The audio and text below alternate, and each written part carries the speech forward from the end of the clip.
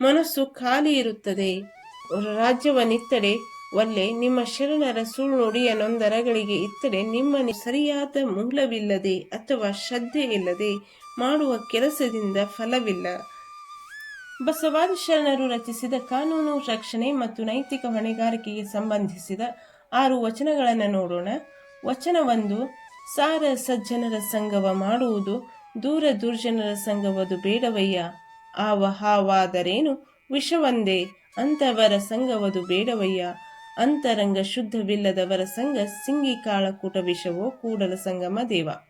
ಬಸವಣ್ಣನವರ ವಚನವಿದು.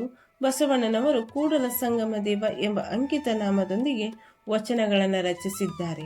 12ನೇ ಶತಮಾನದ ಸಂಕ್ರಮಣ ಕಾಲಘಟ್ಟದಲ್ಲಿ ಕನ್ನಡ ನಾಡಿನಲ್ಲಿ ವಚನ ಚಳುವಳಿ ಹೊಸ ಸಂಚಲನೆಯನ್ನುಂಟು ಮಾಡಿತು. ಆತ್ಮ ಕಲ್ಯಾಣದ ಜೊತೆಗೆ ಲೋಕ ಕಲ್ಯಾಣ ಸಾಧಿಸಿದ ಬಸವಾದಿ ಶರಣರು ತಮ್ಮ ಗುರಿ ಸಾಧಿಸಲು ಬಳಸಿಕೊಂಡಿರುವ ಮಾಧ್ಯಮವೇ ವಚನಗಳು. ಶರಣರ ವಚನಗಳು ಧಾರ್ಮಿಕ, ಆಧ್ಯಾತ್ಮಿಕ ಭಾಷೆಯಲ್ಲಿ ಹೇಳಲ್ಪಟ್ಟರು. ಅವು ಹೇಳುವ ನೈತಿಕ ತತ್ವಗಳು ಸಮಾಜದ ಶಿಸ್ತು ಮತ್ತು ನ್ಯಾಯದ ಮೂಲ ತತ್ವಗಳೇ. ಅದೇ ತತ್ವಗಳು ಇಂದು ಕಾನೂನು ರೂಪದಲ್ಲಿ ವ್ಯವಸ್ಥಿತವಾಗಿವೆ. ವಚನದ ಸಾರಾಂಶ: ನಾವು ಎಂಥವರ ಸಂಘ ಮಾಡುತ್ತೇವೆಯೋ ಅಂಥವರ ಗುಣ ಸ್ವಭಾವಗಳು ನಮಗೆ ಅಂಟಿಕೊಳ್ಳುತ್ತವೆ. ಸಜ್ಜನರ ಸಂಘವೇ ಲೇಸು. ಮಾನವ ಜೀವನದಲ್ಲಿ ಸಜ್ಜನರ ಸಂಘವೇ ಲೇಸು. ದುರ್ಜನರ ಸಂಘ ಜೀವನವನ್ನು ಹಾಳು ಮಾಡುತ್ತದೆ. ಹಾವು ಯಾವುದಾದರೇನು? ವಿಷವೊಂದೇ.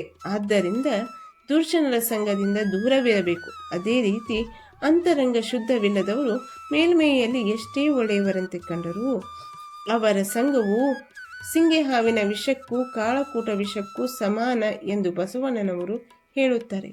ಒಟ್ಟಿನಲ್ಲಿ ಅಂತರಂಗ ಬಹಿರಂಗ ಶುದ್ಧವಾಗಿರುವ ಸಜ್ಜನರ ಸಂಘವೇ ಶ್ರೇಷ್ಠ ಎನ್ನುವುದು ಈ ವಚನದ ತಾತ್ಪರ್ಯ. ಇದೇ ರೀತಿ ಬಸವಾದಿ ಶರಣರ ದುರ್ಜನರ ಸಂಘ ಬೇಡ ಎಂದು ಹೇಳುವ ಉಳಿದ 5 ವಚನಗಳನ್ನು ನೋಡೋಣ. ತಪ್ಪದೆ ಚಾನಲನ್ನು ಸಬ್ಸ್ಕ್ರೈಬ್ ಮಾಡ್ರಿ, ಹಾಗೆ ವಿಡಿಯೋನ ಲೈಕ್ ಮಾಡ್ರಿ. ವಚನ 2, ಜ್ಞಾನದ ಬಲದಿಂದ ಅಜ್ಞಾನದ ಕೇಡು ನೋಡಯ್ಯ, ಜ್ಯೋತಿಯ ಬಲದಿಂದ ತಮಂಧದ ಕೇಡು ನೋಡಯ್ಯ, ಸತ್ಯದ ಬಲದಿಂದ ಅಸತ್ಯದ ಕೇಡು ನೋಡಯ್ಯ, ಪರುಷದ ಬಲದಿಂದ ಅವಲೋಹದ ಕೇಡು ನೋಡಯ್ಯ, ಕೂಡಲ ಸಂಗನ ಶರಣರ ಅನುಭಾವದಿಂದ ಎನ್ನ ಮನದ ಕೇಡು ನೋಡಯ್ಯ. ಬಸವಣ್ಣನವರ ಮತ್ತೊಂದು ವಚನವಿದು. ಜ್ಞಾನವೇ ಅಜ್ಞಾನವನ್ನ ನಾಶ ಮಾಡುತ್ತದೆ, ಬೆಳಕು ಅಂಧಕಾರವನ್ನ ಹೋಗಲಾಡಿಸುತ್ತದೆ, ಸತ್ಯ ಅಸತ್ಯವನ್ನ ಸೋಲಿಸುತ್ತದೆ. ಪರುಷ ಅಂದ್ರ ಧೈರ್ಯ, ದೃಢತೆ, ನೀತಿಯ ಬಲದಿಂದ ಅವಲೋಹ ಅಂದ್ರ ಲೋಭ, ದೌರ್ಬಲ್ಯ, ಅಧೋಗತಿಯ ಕೇಡನ್ನು ಮಾಡುತ್ತದೆ ಎಂದು ಹೇಳುತ್ತಾ ಕೂಡಲ ಸಂಗನ ಶರಣರ ಅನುಭವದಿಂದ ಎನ್ನ ಭವದ ಕೇಡು ನೋಡಯ್ಯ ಎನ್ನುತ್ತಾರೆ. ಇದರಿಂದ ಆಧ್ಯಾತ್ಮಿಕ ಜ್ಞಾನ, ಸತ್ಯಸಂಧತೆ, ಅನುಭಾವಿಗಳ ಒಡನಾಟದಿಂದ ವ್ಯಕ್ತಿಯ ಬದುಕು ಸಾರ್ಥಕವಾಗುತ್ತದೆ ಎಂದು ಈ ವಚನದ ತಾತ್ಪರ್ಯ. ವಚನ 3, ಅರಿಯದವರೊಡನೆ ಸಂಗವ ಮಾಡಿದರೆ ಕಲ್ಲು ಹೊಯ್ದು ಕಿಡಿಯ ತೆಗೆದುಕೊಂಬಂತೆ, ಬಲ್ಲವರೊಡನೆ ಸಂಗವ ಮಾಡಿಹರೆ ಹೊಸೆದು ಬೆಣ್ಣೆಯ ತೆಗೆದುಕೊಂಬಂತೆ. ಚನ್ನಮಲ್ಲಿಕಾರ್ಜುನಯ್ಯ. ನಿಮ್ಮ ಶರಣರ ಸಂಘ ಕರ್ಪೂರ ಗಿರಿಯ ಉರಿಕೊಂಡಂತೆ. ಅಕ್ಕ ಮಹಾದೇವಿಯ ವಚನವಿದು.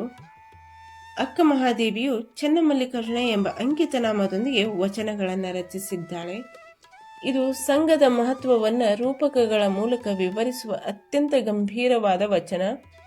ಅಜ್ಞಾನಿಗಳ ಸಹವಾಸ ಮಾಡಿದರೆ ಕಲ್ಲ ಮೇಲೆ ಕಲ್ಲ ಕುಟ್ಟಿ ಬೆಂಕಿಯ ಕಿಡಿ ಹಾರಿ ಗಾಯವಾಗುವಂತೆ ಅಪಾಯ, ನೋವು ಕಾದಿರುತ್ತದೆ. ಜ್ಞಾನಿಗಳು, ಸಜ್ಜನರು, ಮಹಾನುಭಾವರೊಂದಿಗೆ ಸಹವಾಸ ಮಾಡಿದರೆ ಮೊಸರನ್ನು ಕಡೆದು ಬೆಣ್ಣೆ ತೆಗೆದಂತೆ ಪ್ರಯೋಜನ, ಮೌಲ್ಯಯುತ ಫಲ ದೊರೆಯುತ್ತದೆ. ಶರಣರ ಸಂಗವ ಮಾಡಿದರೆ ಕರ್ಪೂರದ ಬೆಟ್ಟವನ್ನೇ ಹೊತ್ತಿಸಿದಂತೆ. ಅಂದರೆ ಶರಣರ ಸಂಘವು ಕ್ಷಣಾರ್ಧದಲ್ಲಿ ಅಜ್ಞಾನವನ್ನು ಸುಟ್ಟು ಹಾಕಿ ಆತ್ಮಜ್ಞಾನ ಎಂಬ ಅದ್ಭುತ ಫಲ ನೀಡುತ್ತದೆ ಎಂಬುದನ್ನು ಅಕ್ಕ ಅಪೂರ್ವವಾದ ರೀತಿಯಲ್ಲಿ ಹೇಳಿದ್ದಾಳೆ.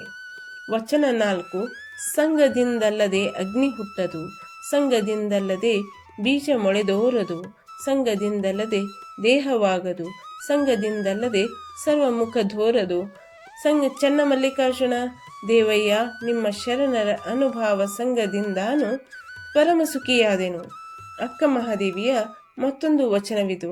ವ್ಯಕ್ತಿಯ ಅಂತರಂಗ ಬಹಿರಂಗಗಳೆರಡರಲ್ಲಿಯೂ ಸುಖದ ಫಲ ದೊರೆಯಬೇಕಾದರೆ ಸಂಘ ಸಹವಾಸ ಬಹಳ ಮುಖ್ಯವಾದುದು.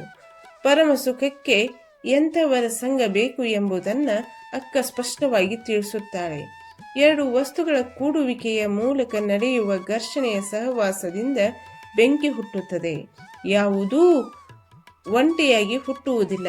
ಬೀಜಕ್ಕೆ ಮಣ್ಣು, ನೀರು, ಗಾಳಿ, ಬೆಳಕು ಎಲ್ಲವೂ ಒಂದಾಗಿ ಸೇರಿದಾಗಲೇ ಮೊಳಕೆ ಬರುತ್ತದೆ. ಪುರುಷ ಸ್ತ್ರೀ ಸಂಘದಿಂದಲೇ ದೇಹ ರೂಪುಗೊಳ್ಳುತ್ತದೆ. ಜೀವಿಗಳ ಅಸ್ತಿತ್ವವು ಸಂಬಂಧಗಳ ಫಲವಾಗಿದೆ. ವ್ಯಕ್ತಿಯ ಜ್ಞಾನ, ಗುಣ, ವ್ಯಕ್ತಿತ್ವ ಎಲ್ಲವೂ ಸಂಘದಿಂದಲೇ ವಿಕಸಿತವಾಗುತ್ತದೆ. ಶರಣರ ಸಂಘದಿಂದ ನಾನು ಪರಮ ಸುಖಿಯಾದೆನೆಂದು ಅಕ್ಕ ಮಹಾದೇವಿಯು ಹೇಳುತ್ತಾಳೆ. ವಚನ 5. ಕರಿಯ ನಿತ್ತಡೆ ಒಲ್ಲೆ, ಸಿರಿಯ ನಿತ್ತಡೆ ಒಲ್ಲೆ, ಹಿರಿದಪ್ಪ ರಾಜ್ಯವನಿತ್ತಡೆ ಒಲ್ಲೆ, ನಿಮ್ಮ ಶರಣರ ಸುಳ್ಳು ನುಡಿಯ ನೊಂದರಗಳಿಗೆ ಇತ್ತಡೆ ನಿಮ್ಮ ನಿತ್ಯ ಕಾಣ ರಾಮನಾಥ. ಜೇಡರ ದಾಸಿಮಯ್ಯನವರ ವಚನವಿದು. ರಾಮನಾಥ ಎಂಬ ಅಂಕಿತ ನಾಮದೊಂದಿಗೆ ಜೇಡರ ದಾಸಿಮಯ್ಯನವರು ವಚನಗಳನ್ನು ರಚಿಸಿದ್ದಾರೆ. ದೇವ್ರೇ, ನೀವು ನನಗೆ ಆನೆಗಳಂತಹ ಪ್ರಾಣಿ ಸಂಪತ್ತು ನೀಡಿದರೂ ಬೇಡ, ಸಿರಿ ಸಂಪತ್ತುಗಳೂ ಬೇಡ, ದೊಡ್ಡ ಸಾಮ್ರಾಜ್ಯದ ಆಡಳಿತ ಬೇಡ, ಏನು ಕೊಟ್ಟರೂ ಅದು ಬೇಡ. ಆದರೆ ನಿಮ್ಮ ಭಕ್ತರಾದ ಶಿವಶರಣರ ಅನುಭವದ ನುಡಿಗಳನ್ನು, ಸುಳ್ಳು ನುಡಿಗಳನ್ನು ಒಂದು ಕ್ಷಣವಾದರೂ ಆಲಿಸಲು ನೀಡಿದರೆ ಅದು ನೀವು ನೀಡುವ ಸಂಪತ್ತಿಗಿಂತಲೂ ನನಗಿಷ್ಟವೆಂದು ಹೇಳುತ್ತಾರೆ. ಈ ವಚನವು ಭೌತಿಕ ಸಂಪತ್ತಿಗಿಂತ ಜ್ಞಾನ ಮತ್ತು ಶರಣರ ಸಜ್ಜನರ ಅನುಭವ ಶ್ರೇಷ್ಠ ಎಂದು ಹೇಳುತ್ತದೆ. ವಚನ 6. ಎಳ್ಳಿಲ್ಲದ ಗಾನದಲ್ಲಿ ಎಣ್ಣೆಯುಂಟೆ, ಜೊಳ್ಳು ತೂರಿದಲ್ಲಿ ಭತ್ತ ಉಂಟೆ, ಕಳ್ಳ ಹಾದರಿಗರ ಸಂಪಾದನೆ ಹೊಳ್ಳ ಕುಟ್ಟಿ ಕೈ ಹೊಟ್ಟೆಯಾದಂತೆ ಕಾಣ ರಾಮನಾಥ. ಜೇಡರ ದಾಸಿಮಯ್ಯನವರ ಮತ್ತೊಂದು ವಚನವಿದು. ಈ ವಚನವು ಸರಿಯಾದ ಮೂಲವಿಲ್ಲದೆ ಅಥವಾ ಶ್ರದ್ಧೆ ಇಲ್ಲದೆ ಮಾಡುವ ಕೆಲಸದಿಂದ ಫಲವಿಲ್ಲ, ಕಳ್ಳರ ಸಂಪಾದನೆ ವ್ಯರ್ಥವಾದಂತೆಯೇ ಎಂದು ಹೇಳುತ್ತದೆ. ಜೇಡರ ದಾಸಿಮಯ್ಯನವರು ಎಳ್ಳಿಲ್ಲದ ಗಾನದಲ್ಲಿ ಎಣ್ಣೆ ಬರುವುದಿಲ್ಲ, ಜೊಳ್ಳನ್ನು ತೂರಿದರೆ ಭತ್ತ ಸಿಗುವುದಿಲ್ಲ, ಅದೇ ರೀತಿ ಕಳ್ಳರು ಮತ್ತು ಮೋಸಗಾರರ ಸಂಪಾದನೆ ವ್ಯರ್ಥ, ಅದು ಹೊಟ್ಟೆ ತುಂಬಿದಂತೆ ಕಂಡರೂ ಅಂತಿಮವಾಗಿ ಕೈಗೆ ಏನೂ ಸಿಗದು ಎಂದು ಹೇಳುತ್ತಾರೆ. ಕಾರಣ ಶುದ್ಧವಾಗಿರದೆ ಫಲ ಶುದ್ಧವಾಗುವುದಿಲ್ಲ. ಅನ್ಯಾಯದ ಸಂಪಾದನೆ ಹೊಟ್ಟೆ ತುಂಬಿಸಿದರೂ ಮನಸ್ಸು ಖಾಲಿ ಇರುತ್ತದೆ. ಮುಂದಿನ ವಿಡಿಯೋದಲ್ಲಿ ಮತ್ತಷ್ಟು ಬಸವಾದಿ ಶರಣರ ವಚನಗಳನ್ನು ನೋಡೋಣ. ಅದಕ್ಕಾಗಿ ಚಾನಲನ್ನು ಸಬ್ಸ್ಕ್ರೈಬ್ ಮಾಡಿರಿ, ಅಂದರೆ ನಿಮ್ಗೆ ಮುಂದಿನ ವಿಡಿಯೋ ನೋಟಿಫಿಕೇಶನ್ ದೊರೆಯುತ್ತದೆ. ಹಾಗೆಯೇ ವಿಡಿಯೋ ಬಗ್ಗೆ ನಿಮ್ಮ ಅನಿಸಿಕೆಯನ್ನು ಕಮೆಂಟ್ ಮೂಲಕ ತಿಳಿಸಿ. ಶರಣರ ವಚನಗಳಿಗಾಗಿ ಚಾನಲನ್ನು ಸಪೋರ್ಟ್ ಮಾಡಿ, ಲೈಕ್ ಮಾಡಿ, ಶೇರ್ ಮಾಡಿ ಮತ್ತು ಸಬ್ಸ್ಕ್ರೈಬ್ ಮಾಡಿ. Thank you for watching.